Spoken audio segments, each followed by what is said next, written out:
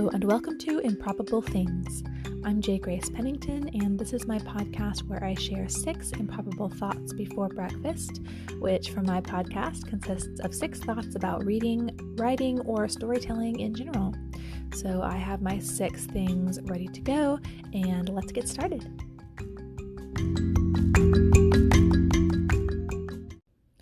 So first I wanted to say I had originally planned to get an episode up last week, but I ended up choosing not to because on Saturday I was singing in a Broadway review that some people at my church were putting on, and my voice was just still a little bit iffy after having lost it several weeks ago. So I was really trying to protect my voice and thought I better not sit here and talk into a microphone for 15 to 20 minutes. But I'm back now, so I do have a lot of things I'm excited to talk to y'all about. So number 1, just the update on my work in progress, firmament progenitor. I just a minute ago scheduled the last episode on Kindle Vella, which means I now, once those go up in a few days, I will have 30 days before I can actually publish them on paperback and ebook and everything. So I will be planning to do that in 30 days. So the end of August is what we're looking at for our release date. And just, I've been over the story multiple times now and I still enjoy it. So I always feel a little weird saying that, but part of writing is that you write what you enjoy and that you write what you wish had been written for you to read, I feel like. And so I'm not ashamed. I enjoy my stories, and I think y'all will enjoy this one because there's a lot of fun stuff in it. So anyway, it'll be coming in about a month now. And number 2, one interesting part of the process, and it's part of both my initial editing process and then I have to do it again for Bella, is breaking down my chapters. So for a whole, part of my whole process is that when I originally write my story, I divide it into 12 chapters, and that's just for outlining purposes because I have 12 specific things that I need to, plot points that I need to hit and things like that in the story. But those chapters are a lot too long, or at least for chapters can be whatever length you want, but I personally prefer short chapters when I'm reading. So I always go through and just break them up into 2 or 3 smaller chapters. But that means, you can't just chop, the chapter in half. Like, it has to end at a place that feels like a good chapter ending. So a lot of times I'll have to rewrite a little bit of like what ends up being the end of a chapter or the beginning of a chapter, just to give it that either the end of chapter vibe, or maybe to make sure it's starting in a place that's like a good entrance that's not confusing and stuff like that. So I go through that whole process in editing. And then for Vella, you can have up to like, I think, 5,000 word episode, but you really want them to be shorter, partly because I think that's just easier for people to pick up and read, and when you're talking about serial fiction especially, it's easier for people to read, something shorter, a shorter installment. But also because now on Vella you have you pay 10 tokens basically no matter what the episode length, and so really the shorter the episode is, the more you're going to get paid for the story ultimately. So I'll try to keep those chapters to as close to 600 words as I can. That's the shortest it can be.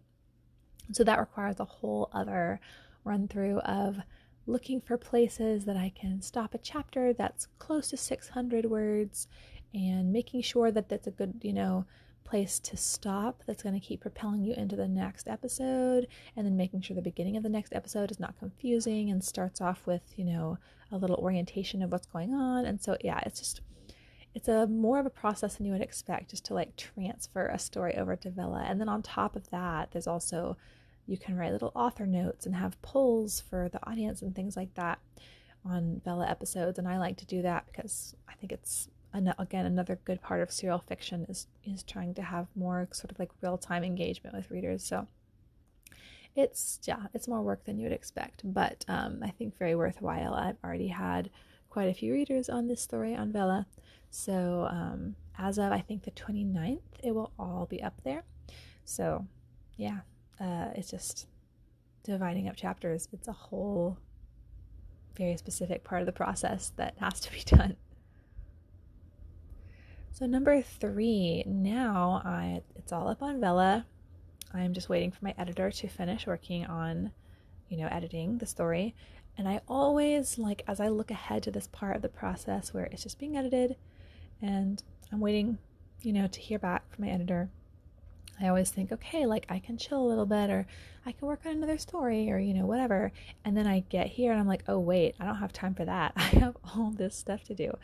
I need to finish the cover. I finished the front, but I did not put all the, back cover copy. I didn't even put the right text on the spine, that stuff I haven't done. I need to write a special thanks to put in the ebook and the paperback. I need to write the first chapter of the next book because I've been putting those at the end of each book. So I have to start thinking ahead to that.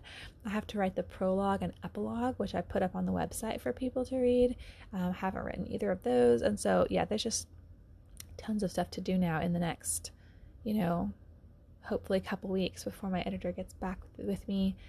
And then I'll need to go through all of those edits, which normally that process doesn't take too long. I'll go through his edits and, decide whether or not to keep them, which I keep 95% of them because he's great. But sometimes I'm just still stubborn sometimes about a few things. But overall, I just generally trust what he's done with the story.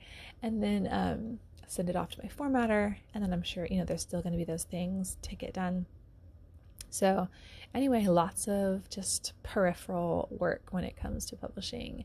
And I am already anxious to start working on the next story. It's kind of been percolating in my brain a little bit, but I haven't been able to sit down and do any outlining on that. But I'm about to have to do a little bit of it because I have to write the first chapter of the next story. So just keep moving on. Well, number 4, yesterday, Violet brought me her notebook. They each get just a little small notebook. They can do whatever, color, draw, put stickers in. Usually they end up full of stickers, right? Whatever. And so Violet brought me her little notebook and showed me a story that she wrote. And it was the first story she's ever just written by herself. And I was so excited because I remember doing that as a kid. And of course it was all misspelled, but it was super cute. She just wrote about when she lost her first tooth several weeks ago. Because it kind of scared her at first, we weren't quite prepared for that. And so she wrote about that and about, how she felt and how she came and talked to me about it. And it was just adorable. I took a picture of it, of course, so we can save it forever. But I just remember being her age and writing stories, and it just is so exciting to see her have the desire to do that and, to see what shape that is going to take in her life. And just it's so much fun to watch these kids grow and develop their interests and learn, and it just gets me super excited all the time. Number 5, currently reading, or rather just finished reading, because just yesterday I finally finished Mockingjay, the third Hunger Games book. And that was the book where out of the trilogy where I had no idea what was going to happen. So again, I feel weird to say I enjoyed it because it was just absolutely horrible as far as things that happen. I did cry quite a bit, but I'm sure, when people hear this, I have a few people that have been waiting for me to finish it so we can talk more about it. So I'll have lots of things to discuss with friends and family. But and I think there were some points as it got pretty close to the end where I was like, this is not going to wrap up in a way that I'm going to be okay with. There's just absolutely no way. This is horrible. But it did. I was really satisfied with the ending, and I'll talk more about that in a minute. But I'll also say, it was I know I'm super late to the party on these, but kind of like when I read Harry Potter, which I was even later to read, it's just really enjoyable experience to get sucked into a book, and especially to a series like that. That happened to me a lot when I was a kid, and it doesn't happen to me as much anymore. And when it does, you just get super pulled in and just can't stop reading and are super invested in the story and the characters. I just love that feeling, and I definitely had that with this series. So I'm glad I finally read it. I know there's a prequel. I'm sure I'll try to read that at some point, but I just have as always, tons and tons of reading to do, but I'm really glad I finally took the time to read these. And it's just sort of, I guess, keeping my decision that I want to make this the year that I read the things that I've just been saying for years I'm going to get around to. Like, it's really reinforced that decision because it was great. I'm really glad I did it. So number 6, I wanted to talk a little more. I couldn't help comparing the book I read before Mockingjay was The Grapes of Wrath, which I think I talked a little bit about last time. Read that for book club, and so great. So both of those, Hunger Games in general, and then Grapes of Wrath, are both pretty rough. Like, they're very sad. Lots and lots of absolutely horrible things happen, and they can be difficult to read and can be very heavy. And so I couldn't help sort of, even though they're obviously very different, like very different subject matter, audience, style, like everything, but they are just these like heavy, difficult stories. But one thing, and I also, again, feel weird to say I enjoyed, but I did enjoy reading Grapes of Wrath because the writing is beautiful, and Steinbeck is very skilled at how he portrays his characters and shows things happening and gets you invested and all of that. So I enjoyed that part of it. But I'm going to try to talk about all this without spoilers for either, because I'm just very anti-spoiler. But some of my notes that I wrote down for Grapes of Wrath to discuss in book club was just, I did not find, the ending is not remotely satisfying. Not only, it's not even just that it's sad, it just kind of like cuts off like pretty suddenly. And you get, I talked about how in Mockingjay, like, it's getting closer and closer to the end, things are really rough, and you think there's no possible way for things to end well. But then it does end in such a, like, still lots of horrible things have happened. There's still fallout from that, but there is a sweetness and a goodness and a hope. I feel like there's a lot of hope in the end. And that was my problem with Grapes of Wrath, is that there was no hope. And I put in my notes for that one that I do like sad stories. I like to feel sad when I'm reading. I like to cry at books and movies. I don't mind feeling sad in a story, but I don't want to feel just helpless and hopeless.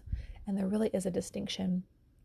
And I understand people kept telling me when I talked about this in book club with Grapes of Wrath, like, well, he was just trying to really communicate the hopelessness that they had, in that time period and blah, blah, blah. Okay, yes, I understand that. That's fine. I understand what he was trying to do. And he did definitely communicate just the desperation and utter hopelessness of the people going through those times. But I still have the desire to see redemption in a story. It doesn't have to have a happy ending, or, everything doesn't have to be perfectly tied up. It can even be a really sad ending, but I want to see some purpose and redemption and hope in it. Like, that's just important to me. I get to the end of a book, like when I walk away from a book, I don't want to feel dragged down. Like, to me, you can feel sad and it can still be uplifting, and it's hard to explain, but if you've ever read a story that does that to you, then you know what I'm talking about, where it does something in you that is positive and that is purposeful, even if it's sad or difficult or whatever. And a lot of times those are the stories that really stick with you and get you thinking, and which is what I also love about stories and storytelling. So it's just, I'm not saying there's no place for a story like Grapes of Wrath, and I probably would even read it again, because I do also think knowing how it ends would give me a different experience through the rest of the book. I think it's important literature, all of that. But there's just something about leaving a story hopeless, and with that just feeling of helplessness, that I just can't really get on board with. Like, I just can't. And that's what I really appreciated in the Hunger Games, is that rough as things are and as many truly, truly horrible things that happen, there is a sense that all this that has been gone through has meaning in it and has purpose in it, and that it can contribute to something better in the future. And that's what I really want to walk away from a story with, and that's what I did with the Hunger Games, and I'm very grateful for that. It's much nicer for me, even if there's still a lot of rough things, and the